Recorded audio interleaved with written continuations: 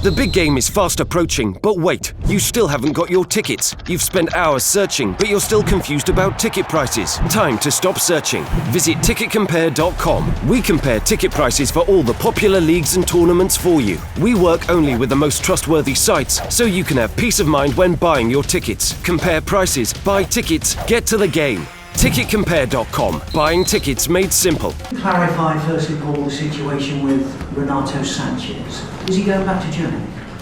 No. There is no news. He's been out of the last two squads, which obviously is not a particularly good situation for Renato. He's not very happy about it. But his reaction is very good in training today. Very motivated. Knows what he needs to do to break back into not only the 18 but also the 11 as well. So that's the only news there is about Renato. This story seems to emerge from Portugal. Do you think the Portuguese are maybe more concerned than the Germans are? I haven't had any specific communication with Bayern regarding Renato's current situation. I believe that's come out of a news source in Portugal, so it's just speculation, nothing more than that. Are there any circumstances in which his loan could be cut short? Well, to be honest, contractually, I believe that he's signed for us for the season, and there were no stipulations in there about has to play this amount of games for him to stay for the full term. So, as far as I know, he's a player here with us for this season. He hasn't been involved in the last two squads.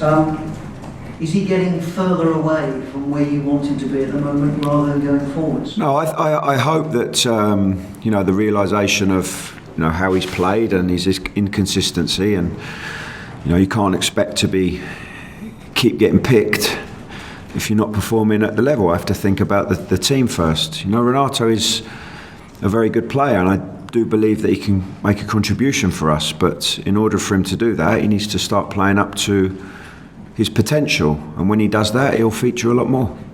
At the moment, he looks like a young man whose confidence has been shattered. How do you go about piecing that confidence back together? Stay with him, keep working with him, keep showing that you have belief in him, and an obvious answer would be, well, you have to keep him involved in the squads, but I'm more believing behind the scenes. You've got to work with him. You've got to work with him on the training ground. You've got to work with him in the video room. Getting back to what he's capable of. Clearly his confidence is low, but it was low when he came here. Would have hoped that it would have gone back up to a very good level, but it's it's obviously taken more time than we all would have hoped. In your heart, do you think that Swansea fans will see the best of him while he's here? I really hope so. I can't predict the future. I know the skills I have in order to be able to try and get the best out of a young player. I believe in the skills that he has, and hopefully together we can work at a good solution. Has he got any chance of making the squad for Monday? Yeah, absolutely. If he trains like he did today and continues like that into the game, he will. And I always say to the players that when you've been left out of the 18, when you've been left out of the team and you really want to play, you have to prove me wrong. You have to show me things that makes me change my mind. And he's in a situation like a lot of players. They have to show me every day something that's going to make me change my mind. It's interesting you say that, because one of the interesting quotes from Jupp Heynckes today was that he's got a lot of talent, Renato. Sometimes when you work with young, talented players, you have to be forceful. That was the word he used. Are you being forceful? Well, I think maybe what I did over the last two games is showing that there's different ways that you can be forceful, and for me, there's nothing more forceful than being left out of the 18. Wednesday night, any injuries from that game? No, there was a little bit of concern about Wilfried, and that's why he came off. But in the end, that was more precautionary, and he's okay. Wayne Routledge has rejoined training, so no injury news. And what about morale after that night? Has it taken a bit of a dent? It was tough initially. You come into the dressing room and you're always disappointed when you lose a game. We haven't been on the end of a receiving end of a performance like that, I don't think, in any game this season. I know the score, Man United ran up a big scoreline against us earlier in the season, but it was a totally different context to this game. In that game, it was very tight up until 70, 75 minutes, and it was only when we opened the game up a little bit in an attempt to get back in it that they really punished us. I think in this game, it was different. They were clearly totally dominant, and it wasn't, from my point of view and my players' point of view, it wasn't a very nice experience to be on the receiving end of a performance like that. But you have to give respect to the opposition. They're a fantastic side, one of the best sides in Europe, one of the best sides I've ever come up against, and a big respect for them and what they're doing at the moment. What we have to do is to more focus on what happened against West Brom, the fighting spirit that we got over the line in a tight game, and build from that game into Everton and into Crystal Palace, and not think so much about what happened against Manchester City. Danny Murphy said he thought the players were a bit soft. Was surprised nobody even picked up a booking. Is that a fair comment, and do you need more of that at Everton? I think on reflection, looking back at that game, it was okay until the point that they scored, and then I thought from that point, we were really affected, and we became very passive in our defending. We weren't getting tight enough. We weren't aggressive enough, and that plays into their hands. They become even better at what they do. The trouble is, they're a team that if you do get very tight on them and you leave space behind, they play round you, and so we got caught in between in the end. We got caught in between, being tight and in a block and making it hard for them to get round us, and when to go and when to pressurise. We ended up doing neither, and that's a dangerous game to get into. How do you view the Everton game now, in terms of where they are, where they were pre-Sam Allardyce, where they've been since he's been there? Which obviously had a big impact. I think even the first game when he was in the stand and they had a 4-0 against West Ham, they've had a big turnaround since that point. My opinion on that team is that they've been in a false position with the talent that they have available and their position that they had last season. Obviously they lost a big player in Lukaku, but they spent a good amount of money in making reinforcements to their squad. Obviously one of our players, Gylfi Sigurdsson as well. So they've done very well recently, and I think they're more in an area now where they should be, based on the squad of players that they have. Sam's obviously had an impact, and they're going to be looking to kick on. How anxious are you and your players to nullify the effect of Gylfi Sigurdsson? Oh no, not anxious. Gylfi's a good player. I think even himself, his own performances have probably picked up recently. I think he suffered along with the team early on, but is doing a lot better now. But they've got a lot of good other players on the field as well. You even take Rooney, for example, someone that's now getting on the score sheet. Looks like he's building confidence. Lennon's back in the team. Got good young players.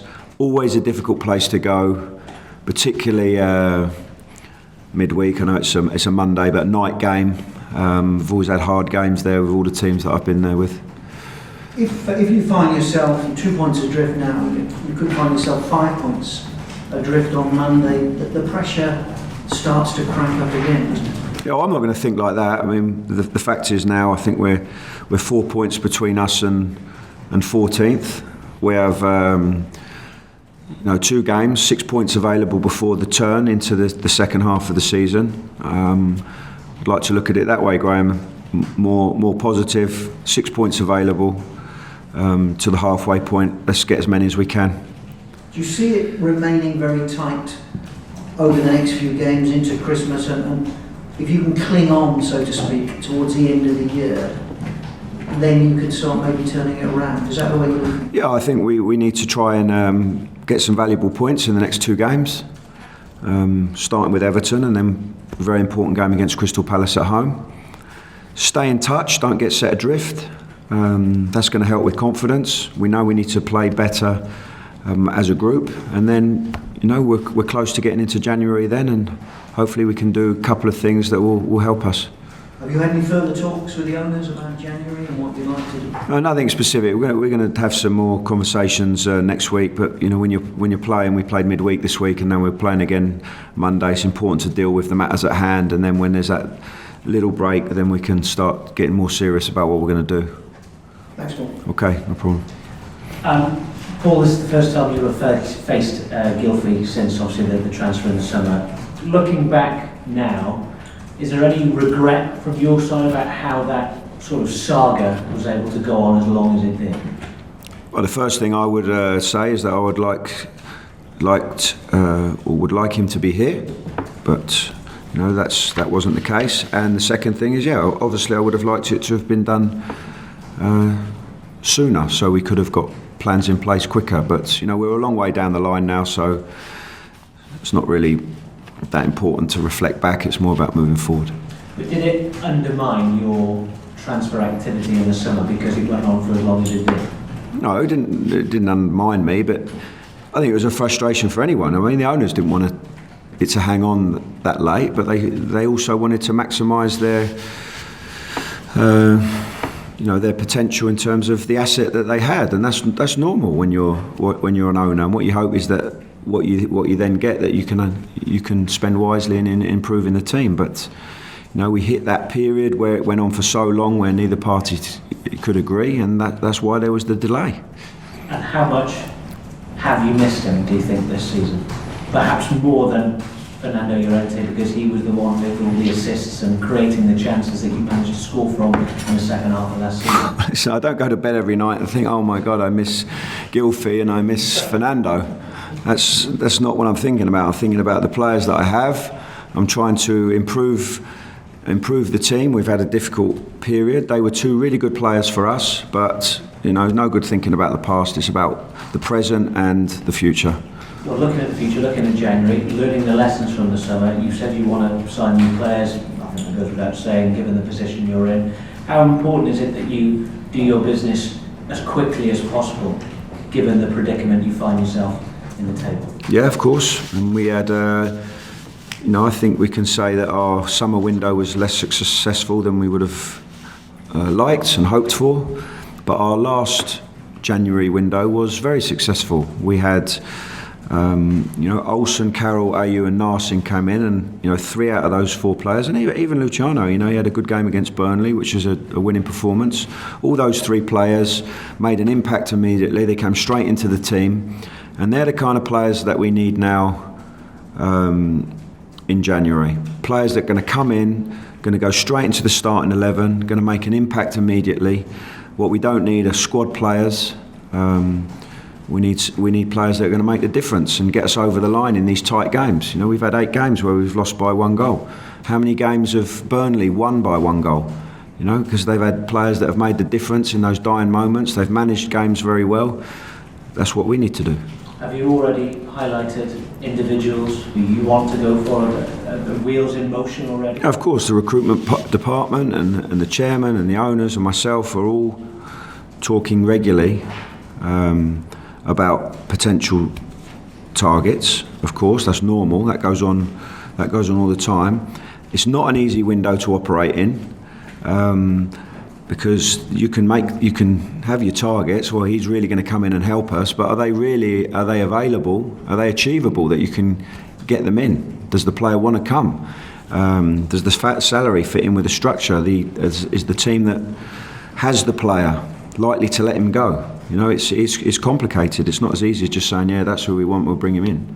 And is it difficult to attract people when you're bottom of the table? Do players look at where you are at the table? No, of course they will. The Premier League? Of course they will. And there's a certain amount of risk associated with that. And when players are sitting down doing their contracts, they want guarantees about if they do go down, I'm able to leave, and I want my salary guaranteed at that level, and all those conversations. So it is a tough window to operate in. The advantage that we have though is that we were in the same situation last year, and we had an amazing second half of the season, and we sustained our Premier League status with 1 game to go on 41 points, and there were 5 teams below us. So we know we're capable of doing it. And that experience, do you think that helps you, whereas perhaps some of the other clubs haven't been in a relegation fight at this level, like Huddersfield? Yeah, I think it will. I think it will help the players that were involved in that experience. It will help me. I didn't have that experience before, now I've had it.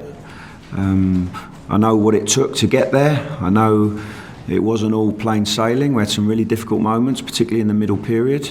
And I know we're a team that at the end of the season won 4 games out of 5. So the bad moment that we're in, and I say it's a bad moment but it's, we won the game before last, so we've got to build on from that.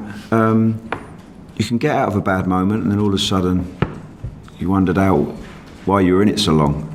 And then the other way, it can work for other teams as well. You see some other teams that have not won a game in ages, and all of a sudden, from that position they're in, they're sliding. A long way to go. So you talked about teams having a run that turns around. Everton have had that. You said they're in a false position. Are they now out of trouble? Are they out of the contention, if you like, for those 3 places? For the 3 places at the bottom. They're gone now. Yeah, I can't see them being a team that are going to be in a relegation battle. How many teams do you think are still in it at this stage? Yeah, I think there's a lot. I mean, I haven't got the league table here in front of me, but if you're on 18, 19 points, then you're in it. From your point of view, the more teams that are in it, the better. You don't want anyone pulling away. Of course, but it always comes back to ourselves, and if we're not getting results, you're not going to get out of it. But yeah, get 4 points out of the next 6, get 6 points out of the next 6. Everything looks different. Hi. Talked about the Manchester City game, and before that, the fighting spirit that your side showed in that win against West Brom. So did you almost have to chalk off that Man City result, because they're still running away with the league, aren't they? Yeah, it's one of the things I said as soon as I went into the dressing room. So, yeah, some disappointment. We've been beaten by a really great side, but let's build forward now from what we did against West Brom. I would have liked us to have played better against Manchester City, make more of a fight of it, show our battling spirit a little bit more, even if it was just about keeping some momentum going forward from West Brom, because you can still lose a game, but play with a lot more spirit and better. So yeah, that was disappointing, but okay, let's put that aside and move forward from West Brom rather than from Man City. And going to Everton on Monday, is this perhaps a bad time to play them? I think they've had 10 points in the last 4 matches, so they'll be full of confidence, won't they? I would always expect a difficult game going to Everton, under the lights, hot atmosphere, very passionate fans, the Evertonians, difficult stadium. And yeah, they've picked up a couple of results, but if we play well, we'll have a chance there for sure. Thanks, Paul. Okay, no problem. All right, thank you.